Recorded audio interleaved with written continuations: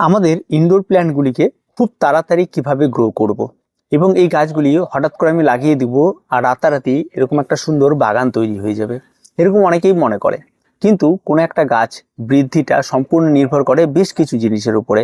আপনি কোথায় বাগান করেছেন তার উপরে, আপনি কি মাটির মিশ্রণ করেছেন তার উপরে, আপনি প্রতিনিয়ত তাকে পরিচর্যা করছেন কিনা তার উপরে। এই সমস্ত কিছু যদি ঠিকঠাক হয়ে থাকে তবে আপনার গাছের গ্রোথ কিন্তু সর্বোচ্চ হবে। তাই গাছকে খুব তাড়াতাড়ি বাড়িয়ে তুলতে হলে যে সমস্ত টিপসগুলির প্রয়োজন সে সমস্ত টিপস নিয়ে আজকের এই ভিডিওটি। তো দেরি না করে চলুন শুরু করা যাক। আর সম্পূর্ণ ভিডিওটি স্ক্রিপ্ট না করে দেখতে হবে, তবেই কিন্তু আপনি আপনার গাছকে সঠিকভাবে গ্রোথ দিতে পারবেন এবং খুব তাড়াতাড়ি একটা সুন্দর বাগান তৈরি করে ফেলতে পারবেন। সবার প্রথম 1 নাম্বার যে টিপসটি রয়েছে সেটা হচ্ছে সূর্যালোক। আপনি যেখানেই গাছ করুন না কেন, আপনি সবসময় যেন খেয়াল রাখবেন সেই সমস্ত গাছগুলিতে যেন পর্যাপ্ত রোদ লাগে। আপনি হয়তো বেলকনিতে করছেন বা যে কোনো জায়গায় করছেন, সেখানে হয়তো দিনে 1 থেকে 1.5 ঘন্টা রোদ লাগে।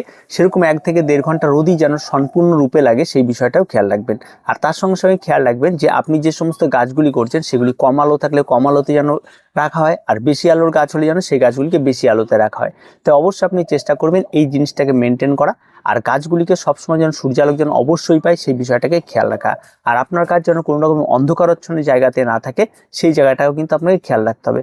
তবেই কিন্তু আপনার গাছে কিন্তু সর্বোচ্চ গ্রোথ হবে, যদি সূর্যালোকটা যদি সঠিক পর্যায়ে আপনার কাছে পড়ে।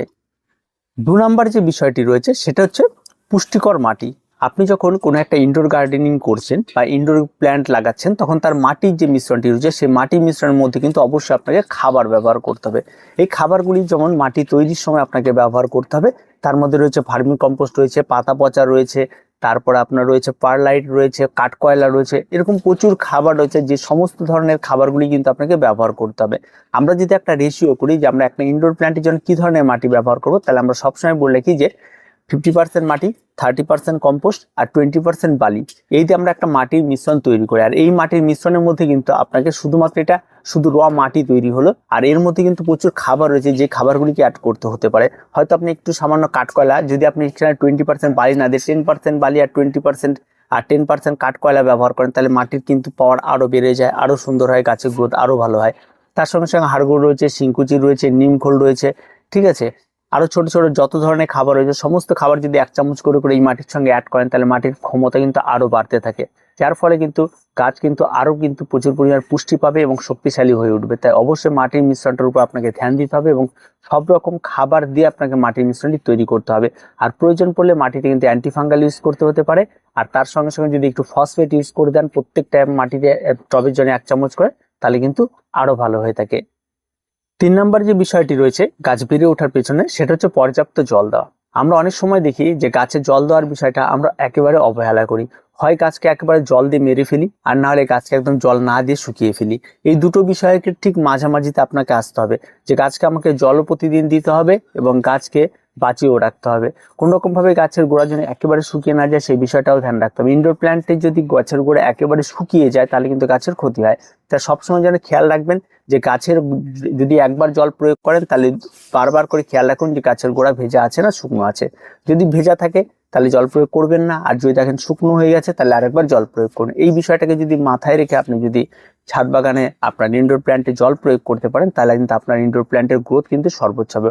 অন্যথায় অতিরিক্ত জল গোড়ায় জমে গেলে গোড়ার ভেতরে থাকা রুটগুলি, নতুন নতুন রুটগুলি অনেক কিছু গোড়ায় পচন ধরে, যার ফলে কিন্তু পরবর্তী গাছ নষ্ট হয়ে যায় এবং গাছের গ্রোথ কিন্তু সম্পূর্ণরূপে থমকে যায়।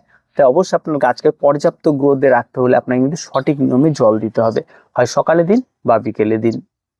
4 নাম্বার যে বিষয়টি রয়েছে সেটা হচ্ছে ফার্টিলাইজার।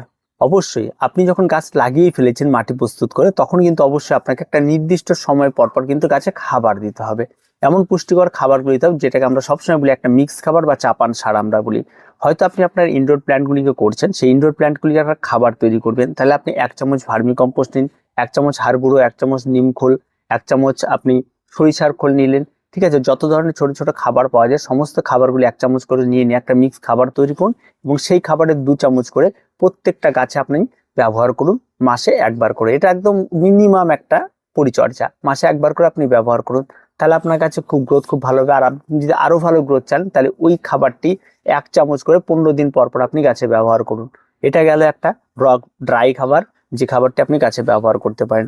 এবার সেই লিকুইড খাবার, যদি আপনার ছাদ বাগানে সরিষার খোল পচা জল থাকে বা সবজি পচা জল থাকে, তাহলে সেই সমস্ত খাবারগুলিকে কিন্তু একদম পাতলা করে প্রতি সপ্তাহে আপনি ব্যবহার করুন আপনার ছাদ বাগানের গাছে একদম পাতলা করে। আর যখনই ব্যবহার করবেন গাছের গোড়াকে কিন্তু সম্পূর্ণরূপে শুকিয়ে নিতে হবে, তারপরে কিন্তু গাছে ব্যবহার করবেন। গাছের গোড়া ভেজে আছে, চ্যাপচ্যাপা রয়েছে, জল রয়েছে, তারপর আপনি খোল জল বা আপনি সবজি পচা জল দিয়ে তাহলে কোনো কাজ হবে না, গাছ কিন্তু নষ্ট হওয়ার সম্ভাবনাটা অনেকটাই বেড়ে যাবে। তাই এটা প্রয়োগ করতে হলে অবশ্যই আপনাকে গাছের গোড়া একেবারে ড্রাই করে নিতে হবে, সম্পূর্ণ শুকিয়ে যাবে। যখন জলের প্রয়োজন হবে তখন কিন্তু এই খাবারটি আপনাকে প্রয়োগ করতে হবে। এটাও প্রয়োগ করার মধ্যে 10 লিটার জলে মানে 100 গ্রাম মতো সামান্য একটু নিয়ে একদম পাতলা করে ব্যবহার করতে হবে, তবে কিন্তু এটা প্রয়োগ করা যাবে।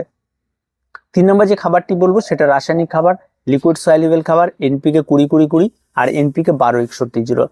ইনডোর প্ল্যান্টের জন্য খুব সুন্দর একটি খাবার। অনেকেই মনে করে রাসায়নিক খাবার, কিন্তু কোনো অসুবিধা নেই, একদম নির্দ্বিধায় প্রয়োগ করতে পারেন, কোনো অসুবিধা হবে না।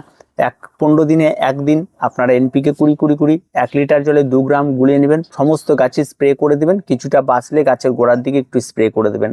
এটা একটা করলেন। তার 15 দিন পর আবার এনপিকে 12-61-0 এই খাবারটি আপনারা 1 লিটার জলে 2 গ্রাম নিয়ে সমস্ত গাছে গুলিয়ে স্প্রে করে দিলেন। এটাকে যদি আপনি মেনটেন করতে পারেন তাহলে আপনার গাছ কিন্তু সেরা হয়ে উঠবে।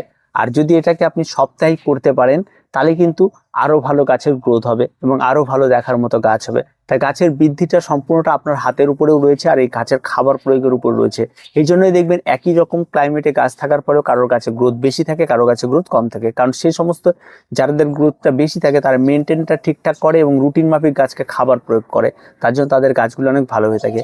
আর যারা সাধারণত এই সমস্ত রুটিনগুলি মেনটেন করে না তাদের গাছগুলো কিন্তু যথেষ্ট খারাপ হয়ে থাকে। তাই অবশ্যই আপনি যদি আপনার গাছে সর্বোচ্চ গ্রোথ চান তাহলে আপনাকে রুটিন মাফিক গাছকে খাবার দিতে হবে এবং আপনাকে গাছকে বুঝতে হবে, এবং এই সমস্ত কিছু প্রয়োগ করলে আপনার গাছে সর্বোচ্চ গ্রোথ কিন্তু আপনি পাবেন। 5 নাম্বার যে বিষয়টি রয়েছে সেটা খুব ইম্পর্টেন্ট একটা বিষয়, যেটা আমরা অনেকেই করি না। একটা গাছ লাগিয়ে দেওয়ার পর গাছটায় কোনো রকমের কাটাই ছাটাই করি না। বেশ কিছু ভ্যারাইটির গাছ রয়েছে যে সমস্ত গাছগুলি কাটাই ছাটাই যত আপনি করবেন গাছের ডাল তত বেশি বেরোবে, ব্রাঞ্চ যত বেশি বেরোবে, গাছ দেখতে তত ভালো লাগবে, গাছ যত বুশ হবে। নতুন নতুন ডাল বেরোনো মানে কি গাছের গ্রোথটা ঠিক রয়েছে, এবং আবার কেটে দিলে আবার নতুন ডাল বেরোলো। আর যদি আপনি ডাল ছাটাই ফাটাই কম করেন তাহলে গাছের গ্রোথটা থমকে থাকে এক জায়গায়। তার জন্য আপনাকে কাটাই ছাটাইটা মাস্ট আপনাকে করতে হবে। তাই বলে এই নয় যে ক্যাকটাসকে আপনি কাটাই ছাটাই করতে যাবেন, স্যাকুলেন্টকে আপনি কাটাই ছাটাই করতে যাবেন। আপনার ছাদ বাগানে এগুলো বাদ দিয়ে অন্যান্য যে সমস্ত গাছগুলি রয়েছে, যে সমস্ত গাছগুলি কাটাই ছাটাই করা যায় সেই সমস্ত গাছগুলিকে কিন্তু কাটাই ছাটাই করতে হবে।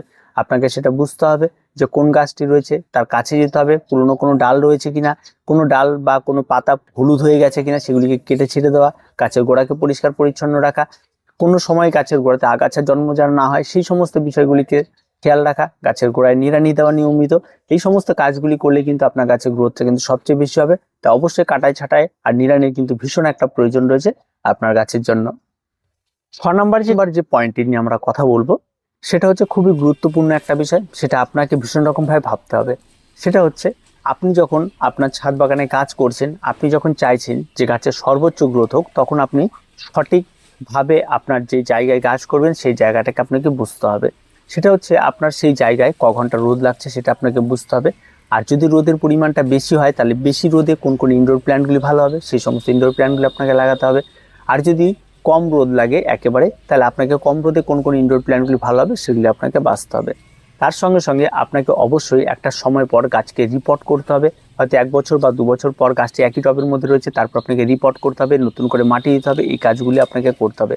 রিপোর্ট কিন্তু একটা অত্যন্ত গুরুত্বপূর্ণ বিষয়, যেটা গাছের গ্রোথের জন্য ভীষণ উপযোগী। তাই গাছকে সম্পূর্ণরূপে আরও বেশি বাড়িয়ে তোলার জন্য একই টবের মধ্যে দীর্ঘদিন গাছ না রেখে গাছকে যদি আপনি বুঝতে পারেন যে এই টবের মধ্যে গাছের শিকড় টিকড় সমস্ত কিছু ভরাট হয়ে গেছে, এখান থেকে রিপোর্ট করাটা প্রয়োজন রয়েছে, তবে আপনি রিপোর্ট করুন। দেখবেন সেখান থেকে গাছ আরও ভালো গ্রো করবে এবং গাছ কিন্তু আরও সুন্দরভাবে বেড়ে উঠবে। তাই রিপোর্টিং কিন্তু অবশ্যই আপনাকে করতে হবে একটা নির্দিষ্ট সময়, তো তবেই কিন্তু আপনার ইনডোর প্ল্যান্টগুলি আরও ভালো গ্রোথ হবে। তো এই সমস্ত বিষয়গুলিকে আপনাকে দেখতে হবে। আর একটা বিষয় খেয়াল রাখতে হবে, বর্ষাকালে যে কোনো গাছের গ্রোথ কিন্তু সর্বোচ্চ হয়ে থাকে। তাই আপনার গাছগুলিকে সারা বছর সুস্থ রাখুন, বর্ষাকালটাকে আপনি গাছগুলিকে মেনটেন করুন। শুধুমাত্র আপনাকে দেখতে হবে রোগ পোকামাকড় ঠিকঠাক আছে কিনা, এই বিষয়গুলিকে দেখতে হবে। এবার আসি রোগ পোকামাকড়ে। গাছ লাগালে রোগ পোকামাকড় থাকবেই, আর কোনো গাছে যদি রোগ পোকামাকড় বেশি আক্রমণ হয় সেই সমস্ত গাছগুলির গ্রোথটা অনেকটা কমে যায়। অনেক চষি পোকা রয়েছে যে সমস্ত পোকাগুলিকে গাছের খাদ্যরসকে শোষণ করে, ফলে গাছের বৃদ্ধিতে ব্যাঘাত ঘটায়। তাই আপনাকে অবশ্যই একটা নির্দিষ্ট সময় অন্তর আপনি হয়তো নিম তেল স্প্রে করতে পারেন যদি কোনো রকম মনে হয় পোকার আক্রমণ ঘটেছে। ফাঙ্গাল আক্রমণ ঘটলে অবশ্যই আপনি সেখানটায় অ্যান্টিফাঙ্গাল স্প্রে করতে হতে পারে। সেগুলি আপনি গাছগুলিকে দেখলে আপনি বুঝতে পারবেন, তবে আপনার গাছের গ্রোথ কিন্তু সর্বোচ্চ হবে। এই সমস্ত কিছু কিন্তু অবশ্যই সমস্ত গাছগুলিকে ফ্রেশ গাছ রাখতে হবে। সর্বশেষে এসে বলবো মনিটরিং। অবশ্যই আপনি যদি একজন বাগানি হয়ে থাকেন, আপনার গাছগুলিকে মনিটরিং করতে হবে, প্রত্যেকটা সময় গাছের কাছে যেতে হবে, আপনার একটা গাছের সঙ্গে নিবিড় সম্পর্ক তৈরি করতে হবে, তবেই আপনার গাছের গ্রোথ কিন্তু সর্বোচ্চ হবে। আর এই কারণেই একটা মনিটরিংয়ের উপর গাছের গ্রোথ নির্ভর করে। আপনি প্রত্যেকটা মুহূর্ত তার ফিলটা বুঝতে পারবেন, এখন গাছের সমস্যা রয়েছে, এখন গাছে এটা প্রয়োগ করা যেতে পারে, এখন ওটা করতে হবে, এই কাজটি করলে গাছটি ভালো তো হতে পারে। এই সমস্ত বিষয়গুলো আপনি আস্তে আস্তে আস্তে আস্তে ফিল করতে পারবেন এবং বুঝতে পারবেন। আর গাছের সঙ্গে আপনার একটা সম্পর্ক তৈরি হবে, যেন গাছের সঙ্গে আমি কথা বলছি, এই বিষয়গুলি আসবে। আর পরবর্তীতে দেখবেন আস্তে আস্তে আস্তে আস্তে আপনার গাছগুলো অনেক ভালো হয়ে উঠবে। তো গাছের গ্রোথ চাইলে, সর্বোচ্চ গ্রোথ চাইলে এই টিপসগুলিকে অবশ্যই আপনি মেনটেন করুন, দেখবেন আপনার গাছের গ্রোথ কিন্তু ঝরঝর করে বাড়বে আর দেখার মতো গ্রোথ হবে, আর তেমন কোনো কিছু নেই। আর এইগুলি ছোট ছোট টিপস রয়েছে, এগুলিকে মেনে চলুন, দেখবেন আপনার গাছ অনেক সুন্দরভাবে বেড়ে উঠবে। তো আজকে এ পর্যন্ত, দেখা হচ্ছে পরবর্তী ভিডিওতে। প্রত্যেকে ভালো থাকবেন, প্রত্যেকে সুস্থ থাকবেন, আর চ্যানেলটিকে অবশ্যই সাবস্ক্রাইব করে রাখবেন।